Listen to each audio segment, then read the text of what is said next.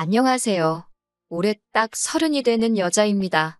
현재 동갑내긴 남자친구와 결혼 이야기가 오고 간 지 조금 되었습니다. 진행은 딱히 나가지 않고 있어요. 양가 인사를 아직 안 했기 때문입니다. 저는 저희 부모님께 남자친구를 이미 소개시켰는데 남자친구의 경우가 조금 복잡해서 말입니다. 바보 온달과 평강공주 이야기 정도는 아니겠지만 남자는 여자하기 나름이라는 말 믿고 정말 잘 해보고 싶었어요. 지금은 몇 번을 생각해봐도 이게 맞는 건가 싶고 여러 고민을 하게 만듭니다. 남자친구는 저희 부모님 다음으로 저한테 잘해주는 사람이었어요. 그리고 그거 하나만 보고 결혼을 결심했고요. 그런데 남자친구한테는 저보다 더 소중한 사람이 있었네요. 그건 바로 남자친구의 어머니입니다. 부모님이 소중한 건 당연한 일이에요. 그게 잘못된 거라고 하는 말이 아니에요. 저 또한 결혼 후에 부모님께 효도는 당연한 거라고 생각하는 바이고요. 부모님이 계셨으니 현재의 제가 있는 거고 받은 만큼 갚아드리는 건 당연한 거 아니겠어요? 제가 내로남불을 하겠다는 게 아닙니다. 하지만 남자친구 어머니의 이야기는 조금 경우가 다르거든요. 남자친구가 홀아버지 밑에서 힘들게 자랐다는 건 이미 알고 있는 사실이었는데 어머니의 이야기는 제게 먼저 해준 적이 없어요. 상처가 있는 것 같아서 꼬치꼬치 캐묻지 않았고 어렸을 때 돌아가셨겠거니 혹은 말 못할 사정이 있겠거니 하면서 넘겼어요. 궁금하지도 않았습니다. 그런데 저와 남자친구 둘 사이에 결혼 이야기가 오고 가면서 그때 처음으로 자초지종을 알게 되었습니다. 어머니는 남자친구와 남자친구의 동생이 어렸을 때 새살림 차려서 집을 나갔다고 하네요. 어려서 남자친구한테는 그게 받아들이기 힘든 큰 상처였었나 봐요. 심지어 어머님은 어디 야반도주를 해서 연락두절이 되셨던 것도 아니고 꽤나 가까이서 살고 계시기까지 했다고 합니다. 동생이 조금 자라서 엄마 찾으며 땡깡 부릴 때 남자친구가 동생을 데리고 어머님을 찾아가기까지 했었는데 어머님은 어린 자식들한테 찾아오지 말라고 단호하게 이야기를 하셨다고 했다고 하고요. 그냥 그런 슬픈 과거사가 있거니 생각했는데 남자친구의 말에는 어머님을 향한 반발심보다 그리움이 더 커 보였고 아버님에 대한 반발심마저 느껴졌습니다. 저는 남자친구의 말이나 행동에 조금 이상하다는 느낌을 받았어요. 어머님을 그리워할 수는 있지만 그렇다고 아버님을 증오할 필요까지는 없어 보였거든요. 어쨌든 지금의 남자친구가 있기까지 어머님의 도움 없이 자식들 키워낸 아버님의 공이 컸다고 생각하거든요. 충분히 갚아야 할 은혜라고 생각하는데 남자친구는 동생만 아버님 품에서 독립을 하고 나면 아버님은 국물도 없다는 식으로 말을 했어요. 결혼 이야기가 오고 가는 와중이기는 하지만 어쨌든 그때까지는 결혼한 사이도 아니다 보니 남의 집안일에 괜히 상관하고 싶지 않아서 말을 아꼈는데 자세한 내막을 알고 보니 남자친구는 취직을 한 이후부터 어머님하고 지속적으로 연락을 하고 있던 상황이라는 걸 알게 되었어요. 연애하는 동안 저는 남자친구를 이미 부모님한테 인사를 시켰던 상황이었는데 남자친구는 도통 아버님께 저를 인사시키는 자리를 마련해주지 않았거든요. 그런데 어머님 이야기를 제게 털어놓고 난 뒤부터 남자친구는 계속해서 저를 어머님한테 인사시키고 싶어 했습니다. 솔직히 많이 혼란스러웠어요. 인사를 한다면 저는 당연히 지금의 남자친구가 있도록 키워주신 아버님을 먼저 뵙는 게 순서라고 생각했거든요. 그런데 그걸 생략하고 어머님을 먼저 인사를 시키겠다는 거잖아요. 그런데 남자친구는 다짜고짜 아버님은 결혼식 때 부르지도 않겠다는 선언을 하는 겁니다. 혼주석에는 어머님이 오실 거고 아버지와는 연을 끊고 지내겠다고 하는 거죠. 지 결혼이니까 지 마음 가는 대로 하고 싶은 건 알겠는데 자초지종만 들었을 때 어머님이 바람이 나서 피부치 같은 자식들 남겨두고 새살림 차렸을 때 그때 이미 혼주석에 앉을 자격을 잃은 거나 마찬가지라는 생각을 갖고 있었기 때문에 남자친구의 발언이 조금 충격적이기는 했습니다. 결혼이 남자친구와 제가 좋아서 하는 것도 있지만 어쨌든 양가 집안이 하나가 된다는 의미가 더 큰 부분이잖아요. 호적에도 당연히 아버님 밑으로 올라가 있을 텐데 저렇게 막무가내로 나오니 뭐라 할 말이 없더라고요. 말 못할 사정이 있어서 그러냐, 왜 그런 생각을 가지고 있느냐 물어봤는데 그건 일단 자기 어머니부터 만나보고 그러고 나서 말을 해준다고 하기에 일단 알겠다고 했습니다. 그리고 얼마 지나지 않아서 남자친구 어머님한테 인사를 드리러 다녀왔고요. 남자친구 어머님, 첫 인상이 참 강렬했어요. 제가 속으로는 아버님 편이라서 그런가 나이가 많이 젊어 보이시기는 했는데 꾸미고 다니시는 게 문제는 아니지만 그런 것마저도 제 눈에는 좋아 보이지 않았습니다. 50대 초반이시니까 정말 20대 되자마자 결혼하셔서 남자친구를 가지셨던 거죠. 어머님의 자기소개는 충격의 연속이었습니다. 그때는 3살님 차려서 나가셨지만 지금은 또 혼자 지내고 계신다고 하셨고요. 자기가 워낙 개방적이라서 자유로운 만남을 추구하는 사람이라는 말까지 덧붙이시면서요. 얼마 전까지는 남자친구 동생과 아버님이 계시는 곳, 같은 지역에서 터전을 잡고 살고 계셨는데 최근에 골프 치다가 알게 된 사람 따라서 서울 근처에서 올라와 계신다고 하셨습니다. 마침 집도 근처니까 며느리랑 이렇게 해서 셋이 자주 보면 되겠다고 하시면서 웃으시는데 솔직히 어머님이 저를 며느리라고 부를 자격이 있다고 생각하느냐 따지고 싶었지만 긴 말 하지 않았어요. 괜히 제가 분위기를 박살내고 싶지는 않았거든요. 졸지의 시아버지만 3명이 생겨버린 이 상황을 웃으면서 넘겨야 하는 건지 이건 아니지 않냐고 솔직하게 내 의견을 말해야 하는 건지 정신이 하도 없어서 표정 관리도 똑바로 못하고 있었습니다. 그런데 남자친구와 이미 이야기가 되어 있던 건지 제가 먼저 묻지도 않았는데 아버님과 헤어지게 된 과거 이야기를 하나씩 술술 풀어놓기 시작하셨어요. 그때는 어려서 아무것도 몰랐다. 남자친구 아버님한테 사기를 당한 거나 마찬가지다 하시면서 침몰하고 있는 배에 같이 타서 둘 다 인생 종치느니 나라도 잘 돼서 애들 챙겨줘야겠다 싶어 3살님 차려서 나간 거라고 하시고 막상 3살님을 차렸더니 그 집구석에서는 애들도 못 만나게 하더라. 내가 뭔 힘이 있겠냐. 일단 나라도 살고 봐야 훗날을 도모하지 않았겠냐. 그리고 이제라도 애들하고 잘 지내기 위해 그 집구석하고도 이별하고 나온 거라고 하시는데 솔직히 제 귀에는 그게 그냥 가져다 붙이는 변명거리로밖에 들리지 않고 그냥 그럴싸한 이유로 자기 합리화를 하고 있다는 생각밖에 들지 않았습니다.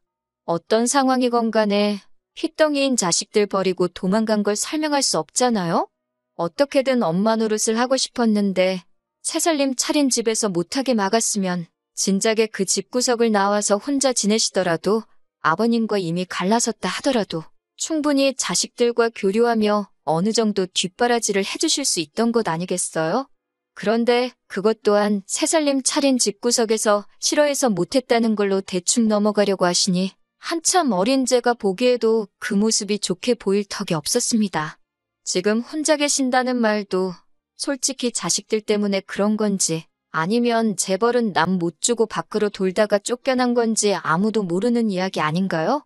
그런데 남자친구 취직하고 나서 연락을 해오셨던 걸 보면 제 생각에는 후자에 더 힘이 실리는 이야기 같은데 제가 아버님 대변인으로 나와서 시시비비를 가리려고 나온 자리도 아니고 그때는 어머니 사랑 못 받고 자란 남자친구가 어머니와 함께 있는 것만으로도 너무 좋아 보여서 최대한 크게 따지고 들지는 않으려고 꾹꾹 참고 있었어요.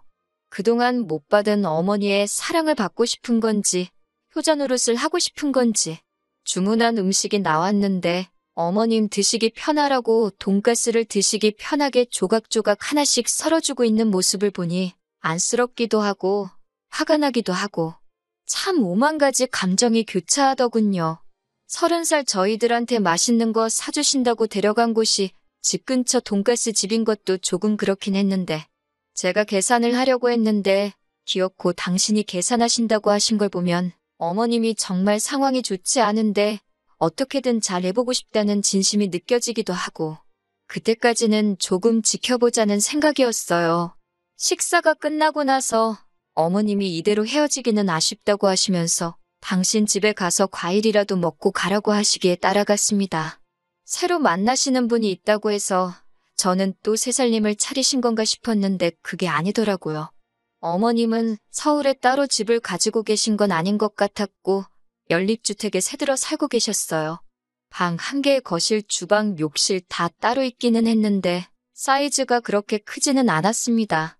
골프 치다가 알게 된 사람 따라왔다는 말에 3살님 차려서 잘 지내시는가 보다 했는데 둘이서 아직 서로 알아가는 단계이다 보니 일단 급한 대로 작은 방 구해서 지내고 계신다고 하셨습니다. 그리고 그 좁아 터진 집에서 과일을 먹으면서 이런저런 이야기를 나누는데 어머님께서 시커먼 속내가 잔뜩 담긴 한마디를 하시더라고요. 이렇게 셋이서 있으니까 너무 좋으시다고. 식사 자리에서는 이렇게 셋이 자주 보자고 하시던 말이 이번에는 그냥 이렇게 셋이서 알콩달콩 살아도 좋겠다고 살짝 돌려서 말을 꺼내시더라고요. 누가 들어도 우리 결혼하면 방 한 칸 내달라고 같이 사는 게 어떤지 저를 떠보려고 꺼내신 말로밖에 들리지 않았어요. 남자친구는 어머님 속뜻을 알고 그러는 건지 모르고 그러는 건지 그러면 참 좋겠다고 동조하면서 해실해실 웃고만 있었고요. 집에 돌아오는 길에 저는 이미 느낌이 쎄해서 이 결혼을 해서는 안 되겠다는 생각이 들었습니다. 그래서 남자친구한테 솔직하게 대답해달라고 하고 단도직입적으로 물어봤어요. 혹시 너 지금 결혼하면 어머님 모시고 살고 싶어서 밑밥 가는 거냐고요. 그러니 남자친구는 그게 무슨 소리냐입니다. 어머니는 어머니 인생이 있고 우리는 우리 인생이 있는 거 아니겠냐고 선은 확실하게 긋더라고요. 어머니는 지금 만나는 분도 계시고 한데 왜 우리랑 사시겠냐고 하면서 오히려 그런 질문을 한 저한테 지금 무슨 생각을 하는 거냐고 화를 내더라고요. 그래서 솔직한 제 심정을 이야기해줬습니다. 내가 느끼기엔 어머님이 우리가 결혼하게 되면 같이 살고 싶어 하시는 것처럼 보였다. 오늘 내 반응을 봤다면 알겠지만 솔직히 너 키워주신 아버님 무시하고 어머님이 혼주석에 앉아 계시게 하는 것도 맞다고 생각하지 않고 오늘 자리가 여러모로 나한테는 불편한 자리였다. 이런 식으로 그간 속안에 담아두었던 이야기를 다 꺼냈지요. 취직 후부터 연락을 하고 지냈다고 하는데 그러면 이제 2년 정도밖에 안 된 거거든요. 같이 사는 것도 아니고 어머니가 새로 만나시는 분 알고 나서 여기 올라오신 지는 또 반년 정도밖에 안 된 건데 언제부터 그렇게 어머님을 잘 알았다고. 남자친구는 우리 엄마 그런 사람 아니라고 하면서 저보고 너무 나쁘게만 보지 말라고 하는 겁니다. 사실 아버님이 다 잘못한 거라고 어머님 편을 들면서 말이죠. 아버님이 애초에 어머니한테 잘했으면 어머니가 자기랑 동생 두고 새살림 차릴 필요도 없었던 거 아니냐. 자기가 지금 이 자리까지 오게 된 것 또한 아버님 덕이 아니라고. 다 자기가 잘해서 여기까지 온 거 아니겠냐고. 그러니 그건 자기가 잘했기에 다 자기 덕이지 아버님 덕이 아니라고 하는 말인 겁니다. 누가 들으면 태어나자마자 지 혼자 벌어서 공부하고 학원 다니고 대학 가고 그랬는 줄 알겠는데 그건 또 아니거든요. 대학 생활을 서울에서 자취생활하면서 학자금 대출도 없이 아르바이트도 안 하고 지냈는데 그걸 어떻게 자기 덕이라고 할 수 있나요? 제가 세상에 너보다 어려운 환경에서 이룰 거 못 이루고 하고 싶은 거 시작도 못 해보고 포기하는 사람들이 한두 사람이 아니라고 복 받은 줄 알고 아버님한테 잘하라고 한마디 했습니다. 그랬더니 갑자기 혼자 욱해서 네가 내 자라온 과정을 아냐 마냐 하면서 울분을 쏟아내더라고요. 근데 딱히 와닿지도 않는 게 솔직히 저도 부모님 밑에서 부족함 하나 없이 자라왔지만 저 또한 속에 담아둔 부분도 있고 불만 가졌던 부분도 있고 그 정도는 다들 한두 개씩 있는 게 아닌가 싶고 그냥 어리광에 투정 부리는 걸로밖에 안 들렸어요. 주로 하는 말에 요지는 결국 자기랑 자기 동생을 엄마 없이 자라게 했으니 전부 아버님의 잘못이고 죄라는데 너보다 더 힘들게 사는 사람이 대한민국의 수두룩백백이라고 일침을 놔주고 싶었지만 더 말해봐야 제 입만 아프고 또 같은 소리만 반복하겠다 싶어서 그날은 그만 이야기하자고 말하고 그냥 집에 돌아왔어요. 며칠 동안 만나자는 남자친구 연락을 이 핑계 저 핑계 대면서 피하고 혼자서 곰곰이 생각해보다가 결국 결론이 나지 않을 것 같아서 이렇게 사연을 적어봅니다.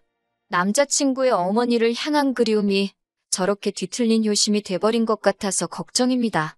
이거 아무리 생각해도 결혼 잘 못하는 것 같은 생각이 들어서 고민이 많습니다. 한편으로는 다른 사람도 아니고 자기 어머니 일이기에 충분히 저럴 수 있다는 생각도 들고요. 정말 4년이라는 긴 시간 동안 연애하면서 저한테 화낸 적 단 한 번도 없었던 자상한 사람이거든요. 정말 성실하고 아버님이 혼자 지방에서 몸쓰는 힘든 일 하시면서도 남자친구 서울에 대학 보내고 자취시키고 할 정도로 공부도 잘했고 솔직히 흠잡을 곳 하나 없는 사람이거든요.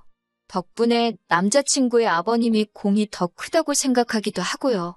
아무리 생각해도 저 혼자서는 도무지 답도 안 나올 것 같아서 여러분들 의견 좀 들어보려고 이렇게 사연 하나 보내봤습니다. 안녕하세요. 정확히 3주 만에 다시 찾아뵙네요. 이 상황을 두고 고민했던 제 자신이 다 바보 같다고 느껴질 정도로 치가 떨립니다. 결론부터 말씀드리자면 남자친구 머리채 한 움큼 뽑아버리고 거지 같은 집구석 탈탈 털어버리고 헤어졌어요. 지금은 깔끔하게 정리가 다 된 상태예요. 그렇게 엄마가 좋았으면 애초에 아버지랑 살지 말고 지네 엄마랑 붙어 살지. 아버지한테 받아먹을 건 다 받아먹고 이제 와서 왜 저러는지 정말 모르겠네요. 생각을 정리할 시간이 필요했기에 남자친구와 그동안은 되도록 만나지 않았습니다. 그런데 남자친구도 제가 별것도 아닌 이유를 말하면서 만나는 걸 피하니까 뭔가 눈치를 챘었나 봐요.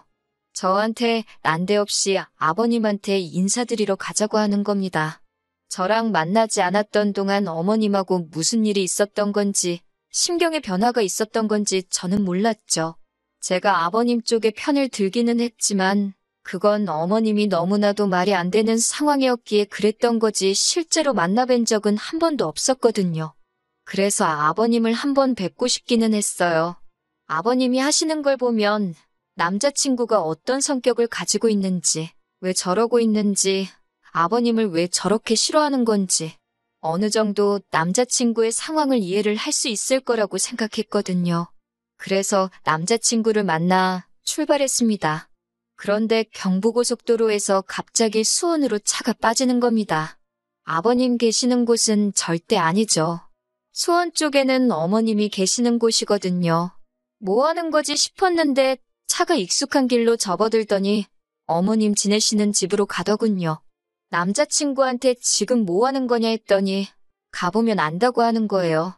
집에 들어가니 아버님은 당연히 없고 어머님만 계셨고요. 남자친구한테 작은 목소리로 이게 뭐 하는 거냐고 한마디 했더니 기다리라고만 하는 겁니다. 어머님은 음식 준비에 한참이셨고요. 그 모습을 보니까 오만 가지 생각이 다 들었네요. 아버님이 이 집으로 오시기로 했나 싶기도 하고 어머님은 저희 보고 음식 좀 도와달라고 하시는 겁니다. 거실 한편에 교자상도 펴져 있고 준비하고 계시던 음식을 봐도 대충이 북어포니에서 있는 게 앞만 봐도 식사 때문에 준비하시는 건 아닌 것 같고 제사상이 아닌가 싶었습니다. 그런데 조금 혼란스러웠던 게 두 분이 이혼하신 거잖아요? 그러면 제사를 지낼 이유가 없지 않나 싶었어요.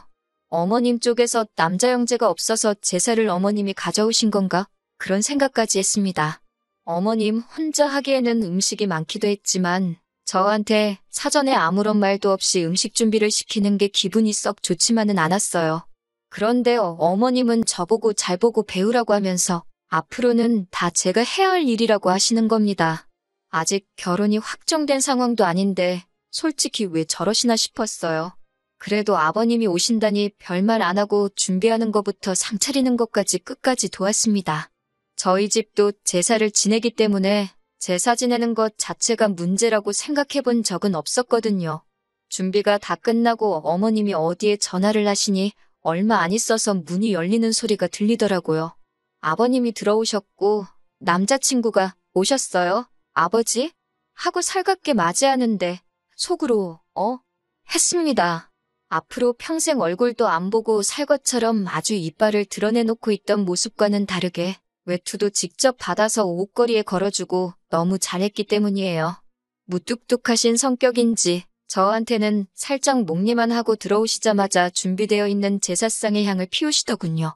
남자친구가 옆에서 술 한 잔 따르고 저를 올리시더니 그 다음에는 다 같이 절을 하자고 해서 얼떨결에 저도 절을 해버리고 말았어요. 그리고는 이게 맞나 싶어서 저는 실례하겠습니다 하고 밖에 나가 있었습니다.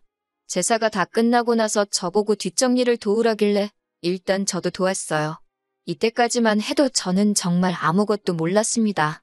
이윽고 네 사람이서 식사가 시작되었어요. 아버님이 과묵하셔서 그런지 식사 자리가 분위기가 조금 무거운 편이었습니다. 아버님이 앞에 계시면 저렇게 찍소리도 못할 거면서 뭘 그렇게 아버님이 싫다고 이를 갈고 그랬는지 싶었습니다. 오고 가는 말이 하나도 없다 보니 제가 아버님 말씀 많이 들었다고 저희가 내려가도 됐는데 여기까지 오시느라 힘드셨겠다고 한마디 했어요. 그랬더니 아버님이 조금 당황스러운 눈빛을 하시면서 어머님을 쳐다보시는 거예요. 그리고 이어진 설명에 정말 저는 두 손 두 발 다 들고 결혼은 물론이고 남자친구와의 관계를 정리해버리게 되었습니다. 온갖 근엄한 척을 다 하던 그 사람은 아버님이 아니었던 겁니다. 어머님 세인이라던 그 사람이었던 거예요. 이때는 이미 상황을 정리해보고 화를 참고 그런 수준의 문제가 아니었습니다. 열이 확 오르더라고요. 남자친구한테 대체 이게 무슨 상황인 거냐고 물으니 남자친구는 대수롭지 않게 뭐가 문제냐는 듯 아버지께 저를 인사시킨다고 하지 않았냐 하면서 당당하게 나오더군요. 저게 니네 엄마 세인이지 어떻게 아버지냐고 했더니 저보고 말 조심하라고 하더군요. 앞으로 지한테 아버지는 저 사람 한 분뿐이라나요. 어머님한테 3주 전만 해도 알아가는 단계라고 했는데 벌써 결혼까지 다 하신 거냐고 물어보니 그건 또 아니랍니다. 아직 그 남자 쪽에서 이혼을 하지 않았다고. 그 말을 들으니 화가 나는 걸 떠나서 어처구니가 없더군요.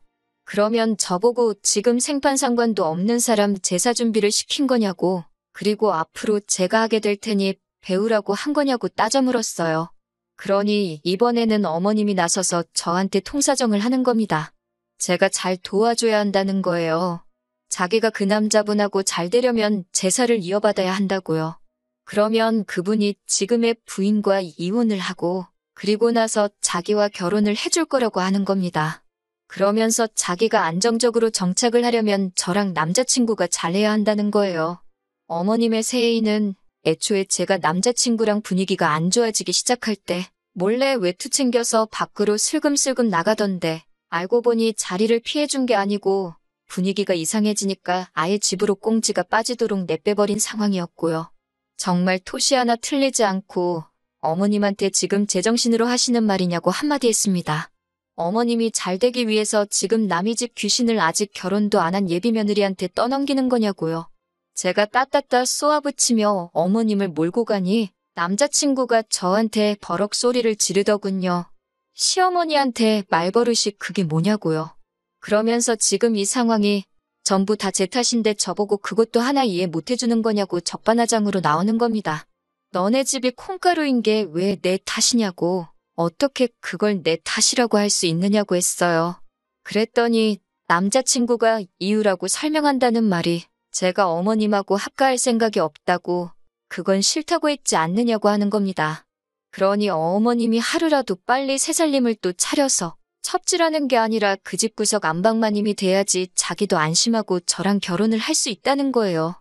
아주 속된 말로 이 정도면 아주 연병을 넘어서 예술이 아닌가 싶더라고요.